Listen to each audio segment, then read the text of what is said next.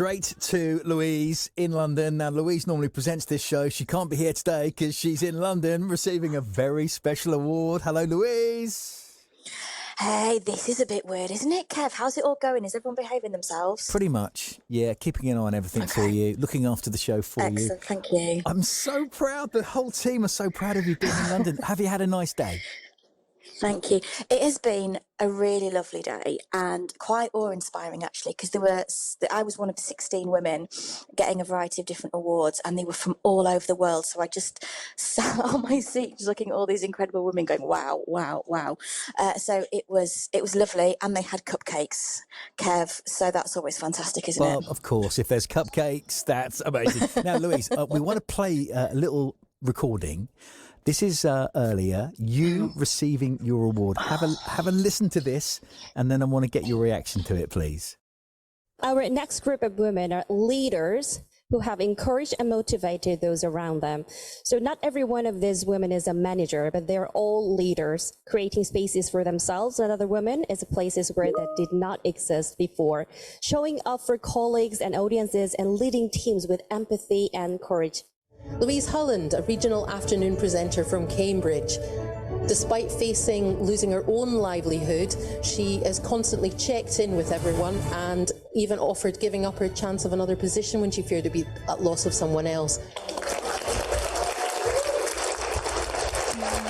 I think you just have to be yourself, because there's no point putting out a false image to the world, because it just makes everyone else think they have to look up to something false. And especially if you're on the radio, you have to be authentic. And I think that just follows through to your team members as well.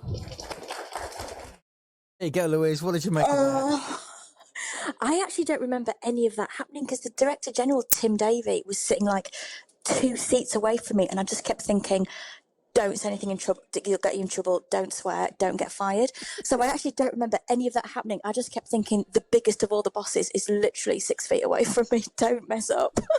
So you won What a lovely thing. the Global Women in News Leader Award. I mean, that's amazing. And this is like an award across the whole of the country, across the whole of the BBC. Come on, how are you feeling? Yeah, quite shaky, actually, because it was one of those things that I found out about 6 weeks ago, and I had to not tell anybody, which was awful. And it all felt a bit surreal until today. And I found myself walking, and the awards took place in Old Broadcasting House. So, that really significant building for anyone in broadcasting. And it was in a room which was just full of pictures of, really iconic director generals. And it just felt very overwhelming. And I just kept thinking about 8-year-old Louise who wanted to be a journalist at the BBC. And I just kept thinking, none of this is actually happening. It's incredible. I think I would have welled up. Got emotional. I did. Yeah, I did a little bit, but actually it was usually the other women's stories as well, because there were women there from, obviously the BBC is a global organisation, and there were people there on Zoom or who'd come from other parts of the BBC who had these incredible stories. I mean, I know I was in the leadership category, but a lot of these women were working in really challenging environments where, putting on radio stations in countries where women don't have a voice. And I think it was actually other people's stories that moved me so much. So, yeah, it's been an unforgettable day, Kev, that's for sure. And it's International Women's Day tomorrow? Yes, I know. So the timing was pretty perfect. And again, I think it just reminded us that whilst I sort of never think of being a woman in the workplace as anything other than just me being at work, it's days like this remind you that there's so many women facing so many challenges all around the world. And it was definitely gave so many of us pause for thought today, which was incredible. Yeah. Now, you're officially going to be called the award-winning Louise Holland with the afternoon show. You've got to promise us that it's not going to change you, right? Feet on the ground.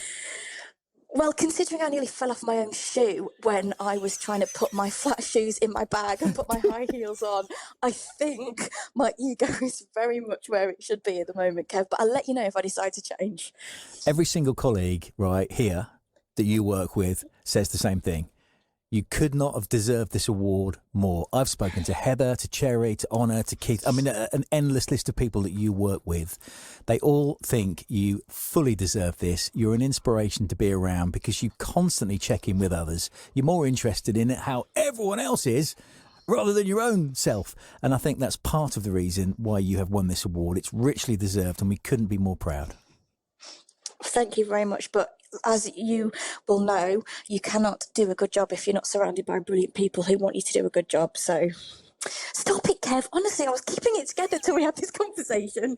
Honestly, let me go find a cupcake. Go and have a cupcake No, and a but cup of tea. I Yeah, will. go for it. And Louise, well done again. And I know that you're back on your show tomorrow between 2 and 6. But it's been great to catch up with Louise, getting her award in London today.